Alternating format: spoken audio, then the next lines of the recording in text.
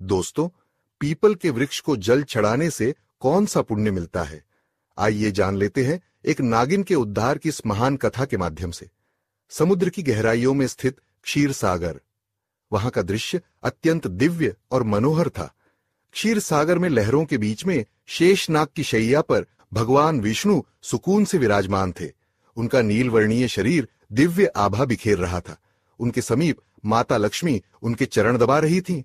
चारों ओर दिव्य प्रकाश था और वातावरण में शांत संगीत की ध्वनि गूंज रही थी। इसी बीच एक पावन पथ से आकाश मार्ग होते हुए देवर्षि नारद जी वहां पहुंचे। नारद जी के हाथ में उनका दिव्य वीणा था और मुख पर हल्की चिंता की रेखाएं थीं।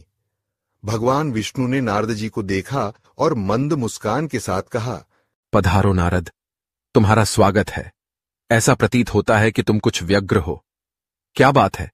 क्या तुम्हारे भ्रमण में कोई अनहोनी घटी है? नारद जी ने शीश झुकाकर भगवान विष्णु को प्रणाम किया और कहा, हे प्रभु, मैं अभी अभी पृथ्वी लोक से लौट कर आ रहा हूं।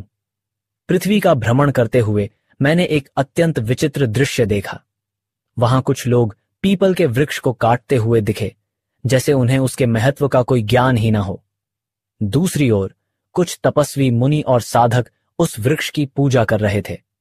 वे उसकी परिक्रमा करते, उस पर जल अर्पित करते और मंत्रोच्चारण करते हुए भगवान विष्णु की स्तुति कर रहे थे। हे प्रभु, इस विरोधाभास को देखकर मेरे मन में जिज्ञासा उत्पन्न हुई। पीपल के वृक्ष का क्या रहस्य है? यह वृक्ष इतना पवित्र क्यों है कि कुछ लोग इसकी पूजा करते हैं, और जिन्हें इसका ज्ञान नहीं है वे इसे काटने का पाप क्यों करते हैं? कृपा करके मुझे इसके महत्व के विषय में विस्तार से बताइए, ताकि मैं इस ज्ञान को लोक में फैला सकूं। भगवान विष्णु के मुख पर एक कोमल मुस्कान खिल उठी। वे मंद स्वर में बोले, हे नारद, तुम्हारा प्रश्न अत्यंत महत्वपूर्ण है। पीपल का वृक्ष कोई साधारण वृक्ष नहीं है। यह वृक्ष स्वयं मेरे स्वरूप का प्रतीक है। यह न केवल देवताओं का निवास स्थान है, बल्कि इसकी पूजा से मनुष्यों के समस्त पापों का नाश होता है और उन्हें मोक्ष की प्राप्ति होती है। सुनो, मैं तुम्हें पीपल के वृक्ष के महत्व की एक कथा सुनाता हूं, जो यह स्पष्ट करेगी कि क्यों यह वृक्ष पवित्र है और क्यों इसकी पूजा करनी चाहिए। हे नारद, इस कथा का केवल वर्णन और श्रवण ही मनुष्य के लिए पुण्यदायी है। जो भी इस पावन कथा को श्रद्धा और भक्ति के साथ सुनता है या सुनाता है, उसे अनगिनत पुण्य प्राप्त होते हैं। जो व्यक्ति इस कथा का श्रवण करता है, उसके जन्म जन्मांतर के संचित पाप नष्ट हो जाते हैं। चाहे उसने अपने अज्ञानवश कितना ही बड़ा पाप क्यों न किया हो, इस कथा के श्रवण से उसे पापों से मुक्ति मिलती है। इस कथा को सुनने वाला अपने पितरों का आशीर्वाद पाता है, उसके पूर्वज संतुष्ट होते हैं और उसे सुख, समृद्धि और शांति का वरदान देते हैं। इसके फलस्वरूप पितरों के ऋण समाप्त होते हैं और उनके मार्ग में आने वाली बाधाएं दूर होती हैं। इस कथा को सुनने वाला व्यक्ति अपने घर में दुर्भाग्य, दरिद्रता और कष्टों को दूर करता है। उसके परिवार में सुख, समृद्धि और लक्ष्मी का वास होता है। उसका जीवन सदा मंगलमय रहता है।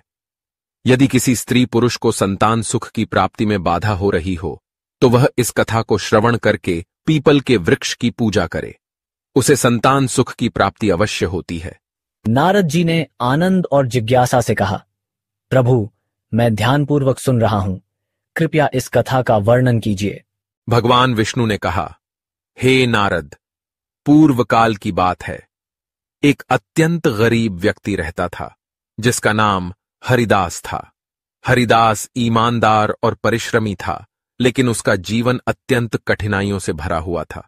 वह जंगल से लकड़ियां काटकर उन्हें बेचता और जैसे तैसे अपने परिवार का भरण पोषण करता था। उसका परिवार बड़ा था, बूढ़े माता पिता, उसकी पत्नी गायत्री और 3 छोटे छोटे बच्चे। हरिदास दिन रात मेहनत करता, फिर भी परिवार के लिए पर्याप्त भोजन जुटाना मुश्किल हो जाता।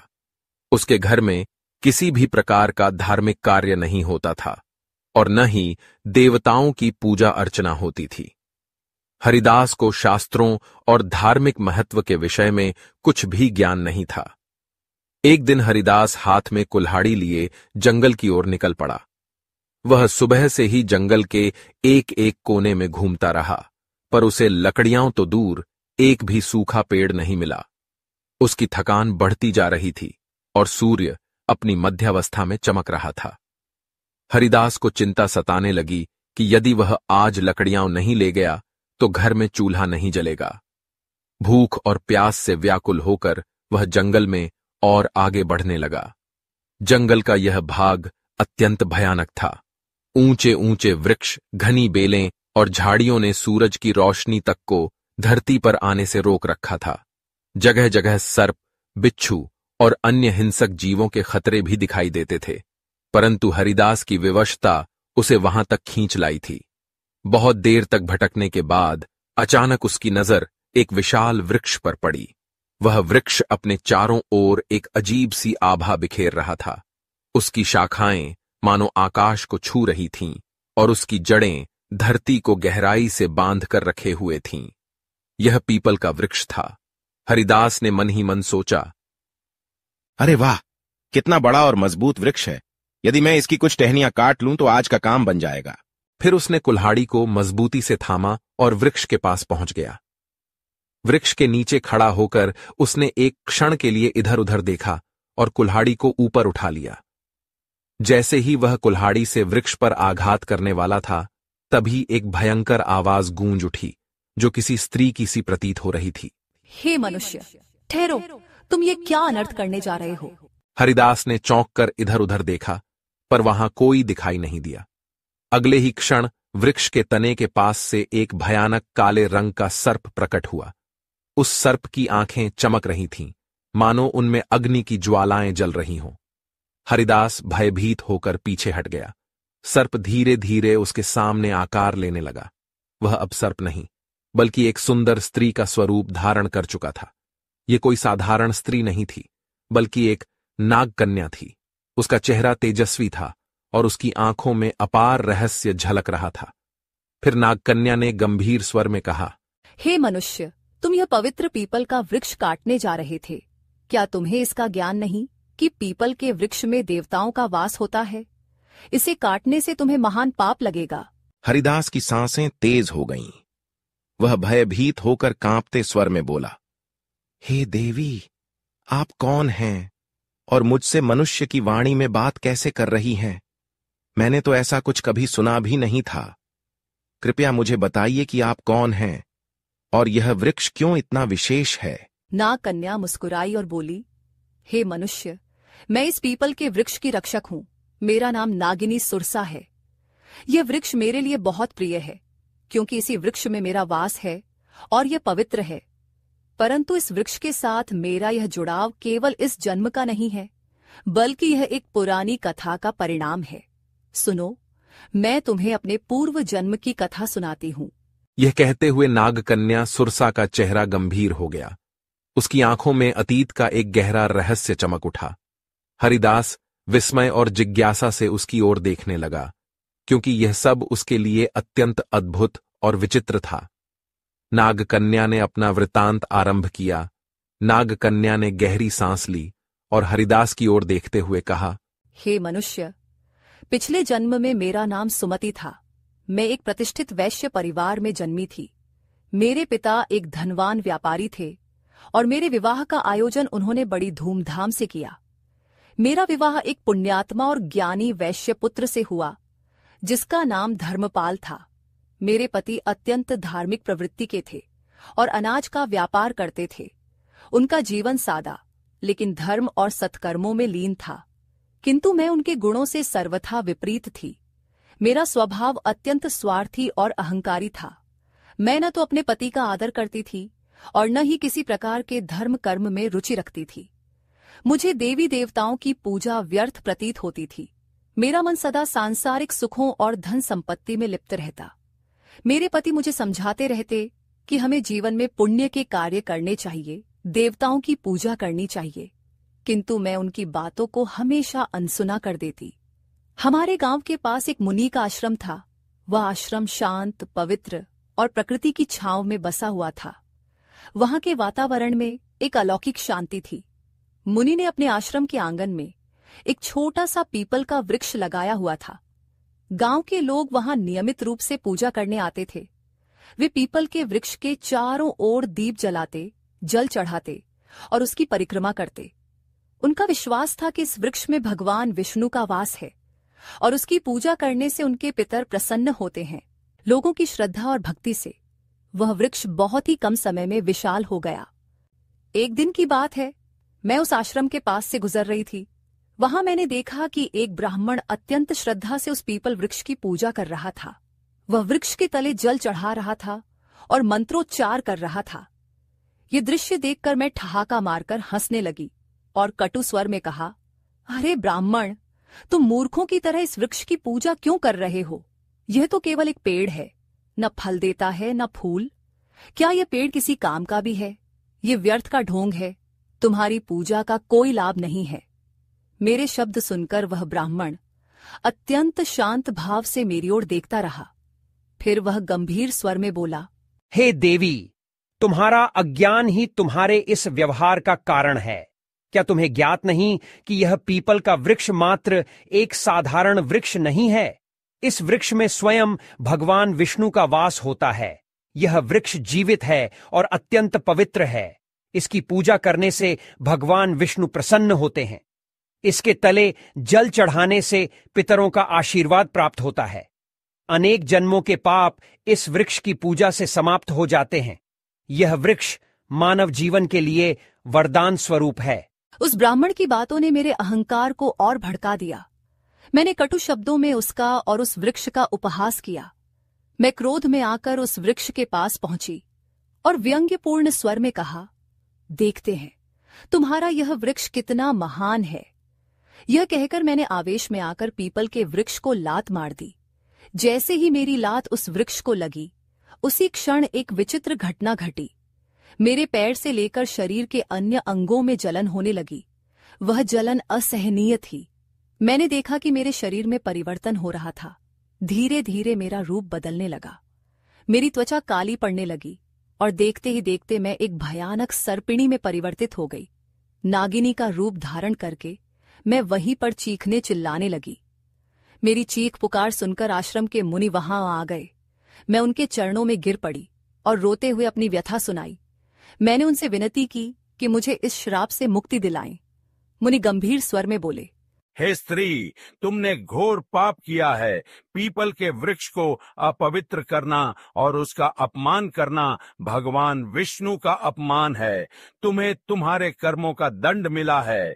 फिर मैंने कांपते हुए हाथ जोड़कर मुनि से प्रार्थना की, हे ऋषिवर, कृपया मुझे क्षमा करें और इस श्राप से मुक्ति का कोई उपाय बताएं। मैं अपने पापों के लिए पश्चाताप करना चाहती हूँ। उस मुनि ने गंभीर स्वर में कहा, हे पापिनी, तुम्हें इस श्राप से मुक्त होने के लिए 100 वर्षों तक इस पीपल वृक्ष पर निवास करना होगा और इसकी रक्षा करनी होगी। जब 100 वर्ष पूर्ण हो जाएंगे, तब तुम्हारे पति यहाँ आएंगे और इस वृक्ष पर जल अर्पित करेंगे। उसी दिन तुम्हें इस श्राप से मुक्ति मिलेगी। इतना कहकर मुनि वहां से चले गए। तब से मैं इसी वृक्ष पर वास कर रही हूँ। यह वृक्ष दिनों दिन बढ़ता गया और मैं दिन रात इसकी रक्षा करती हूँ ताकि कोई इसे हानि न पहुंचा सके। आज मेरे 100 वर्ष पूरे हो चुके हैं। मैं प्रतीक्षा कर रही हूँ कि मेरे पति धर्मपाल यहाँ आए और इस वृक्ष पर जल अर्पित करे, तभी मुझे इस सर्प योनि से मुक्ति मिलेगी। ये कहते हुए नागकन्या की आंखों में आंसू आ गए। उसकी आवाज में पीड़ा और पश्चाताप स्पष्ट झलक रहा था। हरिदास यह सब सुनकर अवाक रह गया। वह समझ नहीं पा रहा था कि जो कुछ उसने सुना वह सपना था या सच्चाई। उसके हृदय में भय और श्रद्धा का संचार हो रहा था। नागकन्या की करुणामयी कथा सुनकर हरिदास स्तब्ध रह गया। उसकी आंखों में आश्चर्य और अविश्वास के भाव तैरने लगे। उसे यह बात समझ में नहीं आ रही थी कि वह स्वयं इस घटना से किस प्रकार जुड़ा हुआ था। तभी एक दिव्य तेज से आश्रम के मुनि वहां प्रकट हुए। उनका स्वर गंभीर और आशीर्वाद से भरा हुआ था। मुनि ने हरिदास की ओर देखते हुए कहा, हे हरिदास, यह सब तुम्हारे पूर्व जन्म के कर्मों का ही परिणाम है। क्या तुम जानना चाहते हो कि तुम इस नागकन्या के जीवन में क्या स्थान रखते हो? हरिदास ने विस्मय से मुनि की ओर देखा और कांपते स्वर में कहा, हे ऋषिवर, कृपया मुझ पर कृपा करें। और मेरे जन्मों के रहस्य का ज्ञान दें। यह सब क्या हो रहा है? मैं इस नाग कन्या के साथ किस प्रकार जुड़ा हूं? मुनि ने अपनी आंखें बंद कीं और उनके मुख पर एक गंभीर आभा उभरी। फिर उन्होंने कहना आरंभ किया, हे हरिदास, सुनो तुम्हारे पूर्व जन्म की कथा। इस नागकन्या जिसका नाम सुमति है, इसका पति तुम ही थे। उस जन्म में तुम धर्मपाल नामक एक पुण्यात्मा व्यापारी थे। तुमने सुमति से विवाह किया था और उसका जीवन संवारने का हर संभव प्रयास किया।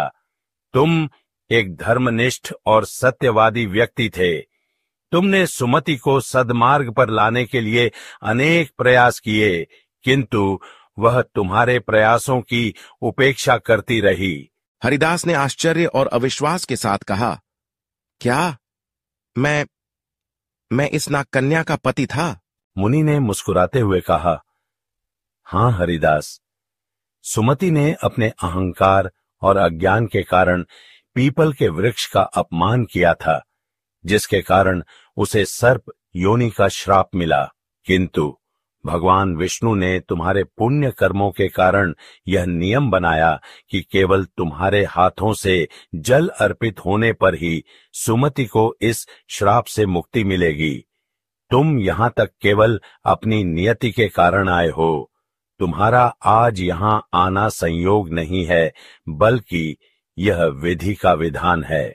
सुमति, जो अब तक चुपचाप खड़ी थी, मुनि की बात सुनकर हरिदास के चरणों में गिर पड़ी। उसकी आंखों से आंसुओं की धार बहने लगी। वह कांपते स्वर में बोली, हे स्वामी, मैं अपने पूर्व जन्म के पापों के लिए आपसे क्षमा मांगती हूँ। मेरे अहंकार और अज्ञान के कारण मैंने आपको दुख पहुंचाया और इस पीपल वृक्ष का अपमान किया।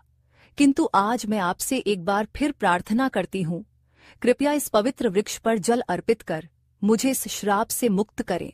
हरिदास की आंखों में करुणा भर आई। उसने नागकन्या के प्रति कोई क्रोध या घृणा नहीं दिखाई, बल्कि उसके हृदय में श्रद्धा और सहानुभूति का भाव जाग उठा। उसने मुनि की ओर देखा और कहा, हे ऋषिवर, मुझे बताइए, मैं इस पुण्य कार्य को कैसे पूरा करूं? मुनि ने हरिदास को पीपल वृक्ष के पास ले जाकर कहा, हे वत्स, इस वृक्ष पर श्रद्धा से जल अर्पित करो और भगवान विष्णु का स्मरण करो।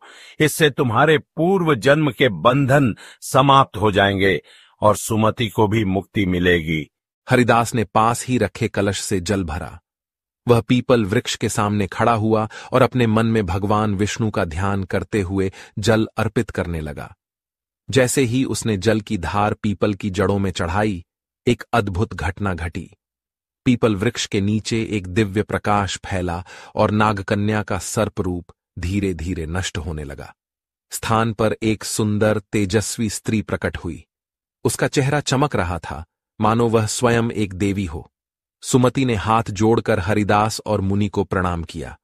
सुमति ने कहा, हे स्वामी, आपके पुण्य और भगवान विष्णु की कृपा से मुझे आज इस अभिशाप से मुक्ति मिली है। मैं आपके प्रति कृतज्ञ हूँ।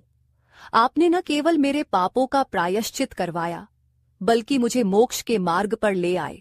मुनि ने आशीर्वाद देते हुए कहा, हे सुमति, अब तुम स्वर्गलोक को प्रस्थान करो। तुम्हारे इस श्राप का अंत हो चुका है। भगवान विष्णु तुम्हें आशीर्वाद दें। सुमति ने एक बार फिर पीपल वृक्ष की परिक्रमा की और वहां से दिव्य प्रकाश के साथ स्वर्गलोक को प्रस्थान कर गई। इस घटना के बाद हरिदास के जीवन में बड़ा परिवर्तन आया। उसने पीपल वृक्ष की महिमा को समझा और प्रतिदिन उसका पूजन करने लगा। उसने अपने परिवार को भी धर्म के मार्ग पर चलने की प्रेरणा दी। वह जान गया कि पवित्र वृक्षों का सम्मान और देवताओं का स्मरण जीवन को सफल बनाता है। भगवान विष्णु ने पीपल वृक्ष के महत्व की कथा समाप्त की। उनके मुख पर करुणा और दिव्यता का तेज झलक रहा था। देवर्षि नारद जी अत्यंत भाव विभोर होकर बैठे थे। उन्होंने भगवान विष्णु की स्तुति करते हुए कहा, हे प्रभु, आपने पीपल वृक्ष की महिमा और यह कथा सुनाकर मेरी जिज्ञासा को शांत किया। मैं धन्य हो गया। इस कथा से यह स्पष्ट हुआ कि मनुष्य अपने अज्ञान और अहंकार के कारण ही पाप के मार्ग पर चलता है, किंतु आपकी कृपा से ही उसका उद्धार संभव है। यह वृक्ष न केवल पवित्र है, बल्कि स्वयं आपका दिव्य स्वरूप है। भगवान विष्णु मुस्कुराते हुए बोले, हे नारद, यह सत्य है। पीपल का वृक्ष सृष्टि का जीवन है। इसकी जड़ में मैं स्वयं निवास करता हूं। तने में भगवान शिव का वास है और शाखाओं में ब्रह्मा का। इस वृक्ष की पूजा करने से मनुष्य त्रिदेवों का आशीर्वाद प्राप्त करता है। जो भी इस कथा को श्रद्धा से सुनेगा, सुनाएगा अथवा पीपल के वृक्ष की पूजा करेगा, उसे मेरे परम धाम की प्राप्ति होगी। उसके समस्त पापों का नाश होगा और उसे जीवन में सुख, शांति तथा परलोक में मोक्ष का आशीर्वाद मिलेगा। नारद जी ने कहा, हे प्रभु, मैं अविलंब पृथ्वीलोक पर जाऊंगा और इस कथा का प्रचार करूंगा। मैं लोगों को यह बताऊंगा कि पीपल के वृक्ष का अपमान नहीं करना चाहिए। इसकी पूजा करके वे आपके सान्निध्य को प्राप्त कर सकते हैं। तो दोस्तों, इस प्रकार से भगवान विष्णु ने नारद जी को पीपल के वृक्ष की महिमा सुनाई है। उम्मीद है आपको यह कथा पसंद आई होगी। वीडियो को लाइक जरूर करें और कमेंट में जय श्री हरि विष्णु अवश्य लिखें। साथ ही चैनल को सब्सक्राइब करें। आप सभी का धन्यवाद।